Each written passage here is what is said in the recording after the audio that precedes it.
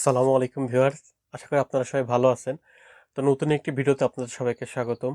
তো আজকের ভিডিওটা খুবই গুরুত্বপূর্ণ একটি ভিডিও। তো যারা অ্যান্ড্রয়েড ফোন ব্যবহার করে তাদের জন্য কিন্তু ভিডিওটি অনেক গুরুত্বপূর্ণ, কারণ আমি আজকে দেখাবো যে আপনার মোবাইলের ফোন কল, ফোন বুক, মেসেজ, এগুলো সবগুলো কিন্তু আপনি ব্যাকআপ দিয়ে রাখতে পারবেন। সাপোজ আপনি ফোন চেঞ্জ করছেন, আপনি একটি মোবাইল, পুরাতন মোবাইলটা বাদ দিয়ে নতুন একটি মোবাইল কিনেছেন। তো আপনি এটি কিভাবে আপনার এই পুরাতন ফোনের ডাটাগুলো নতুন ফোনে কিভাবে নিয়ে যাবেন। অনেক ক্ষেত্রে কিন্তু আমাদের তখন এই সমস্যার সম্মুখীন হতে হয় যে আমরা বুঝি না বা পারি না যে কীভাবে কী করবো।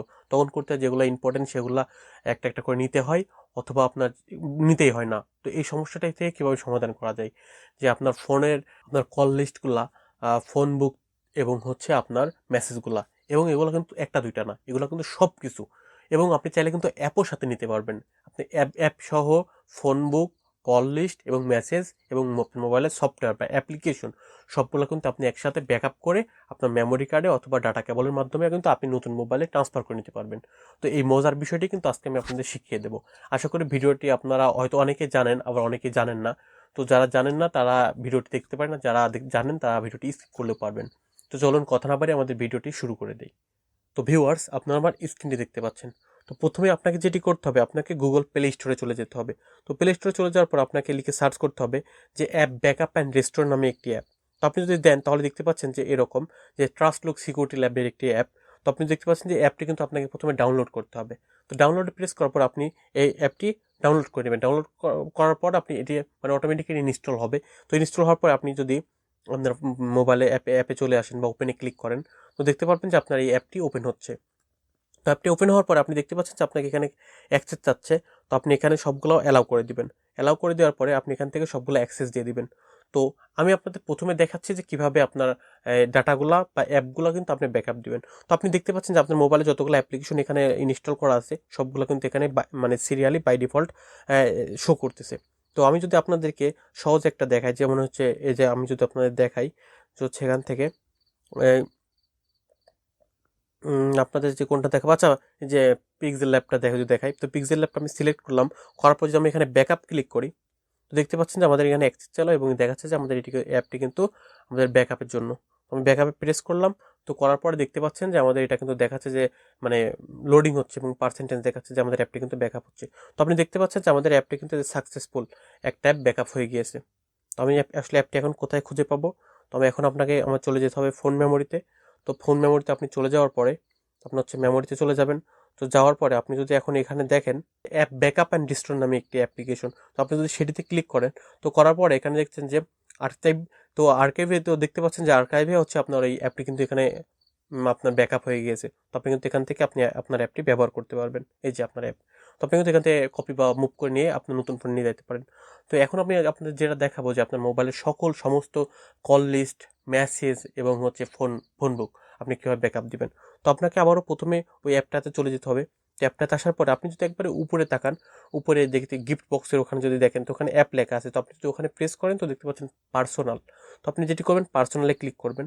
তো পার্সোনালি ক্লিক করার পর আপনার মোবাইলে একটু লোডিং হবে। তো হওয়ার পরে আপনাকে এখানে দেখাচ্ছে যে হচ্ছে কন্ট্যাক্ট, এখানে কলস, এখানে এসএমএস। তো আমার এই ফোনে হচ্ছে নতুন ফোন এবং হচ্ছে রিসেট দেওয়া হয়েছে, এর জন্য সব কিছু আমি ডিলিট করে দিয়েছি।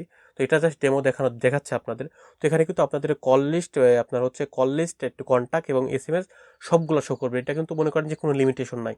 এটা 10,000, 20,000 যতগুলো থাকবে ততগুলো কিন্তু এখানে শো করবে। তো এটা হওয়ার পর আপনি যদি নিচে তাকান, তো দেখতে পাচ্ছেন যে ব্যাকআপ। তো আপনি যদি এই ব্যাকআপে ক্লিক করেন, তো দেখতে পাচ্ছেন আপনার কিন্তু এগুলো ব্যাকআপ হচ্ছে। তো আপনার এটা হচ্ছে লোডিং হচ্ছে, মানে 0%। তো এটা আস্তে আস্তে পার্সেন্টেজ আপ হবে। তো একটু আমরা অপেক্ষা করি। তো ভিউয়ার্স, দেখতে পাচ্ছেন এখানে কিন্তু সাকসেস হয়ে গিয়েছে, যে আমাদের এটাও কিন্তু ব্যাকআপ হয়ে গিয়েছে।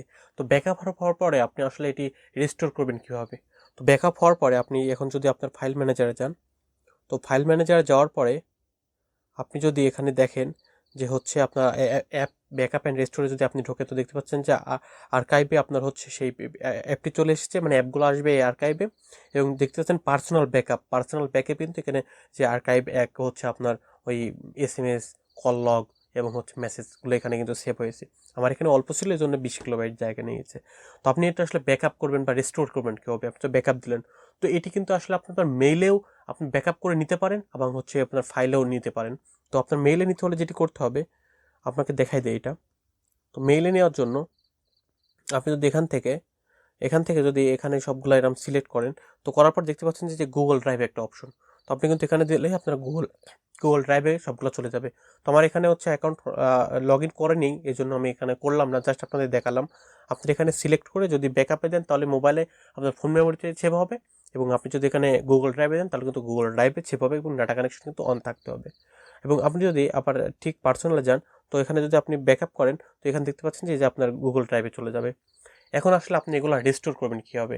আপনি আপনার নতুন ফোনে অথবা যে ফোনে নিতে চান সে ফোনে প্রথমে ফাইলগুলো নিয়ে যাবেন। তো নিয়ে যাওয়ার পরে আপনি যদি এখানে আর যেমন পার্সোনালে যদি আপনি আর্কাইভে তাকান, দেখতে পাচ্ছেন যে এই ফাইলটি কিন্তু এখানে ক্রিয়েট হয়ে গিয়েছে, এবং এখানে দিয়ে দিয়েছে যে ফোন বুকে একটা নাম্বার, 4টা কল লিস্ট এবং 33টা মেসেজ। তো আপনি যদি এখানে এই যে বক্সের এখানে যদি আপনি ক্লিক করেন, তো করার পর আপনি যদি এখানে রিস্টোর ক্লিক করেন, তো এখানে কিন্তু এখানে ওকে আইনো করে দিলে কিন্তু আপনার এটা রিস্টোর হয়ে যাবে। যে এটা হচ্ছে আপনার যে যদি আপনি এখানে এই ফোন বাই ডিফল্টটা সেট করে দেন, তাহলে এটা কিন্তু দেখতে পাচ্ছেন যে এটা কিন্তু এই যে ডান, আপনার এটা হয়ে গিয়েছে। বুঝতে পারছেন? আপনার এটা কিন্তু হয়ে গিয়েছে, মানে আমাদের এখানে অল্পতের জন্য দ্রুত হয়ে গিয়েছে। এবং যদি আপনি অ্যাপের ক্ষেত্রে যান, তারপরে একই রকম, এই যে আর্কাইভে গেলে আপনি দেখতে পাচ্ছেন যে আপনার ওই অ্যাপগুলো চলে আসবে। তখন আপনি এখানে সিলেক্ট করে কিন্তু আপনি এখানে যে রিস্টোর করতে পারবেন। এই যে অটোমেটিক, যদি আপনি এখানে অটোমেটিক ইনস্টল ক্লিক করে দেন, তাহলে কিন্তু আপনার সবগুলা এখানে অটোমেটিক ইনস্টল হতে থাকবে। তো আশা করি এই ভিডিওটি আপনাদের যারা অ্যান্ড্রয়েড ফোন ব্যবহার করে তাদের 100 জনেরই খুব গুরুত্বপূর্ণ কাজে দিবে। তো ভিডিওটি কিন্তু আপনারা আপনাদের বন্ধুদের সাথে শেয়ার করতে পারেন, আর ফ্যামিলি মেম্বারদের সাথে শেয়ার করতে পারেন। এই টিপসটি হয়তো অনেকে জানে না যে কীভাবে এটি করতে হয়। তো এই ক্ষেত্রে হয়তো নতুন মোবাইলের অথবা এক মোবাইল থেকে আরেক মোবাইলে ডাটা ট্রান্সফার করতে অনেক কষ্ট হয়, বা অন্য কারোর সহযোগিতা নিতে হয়।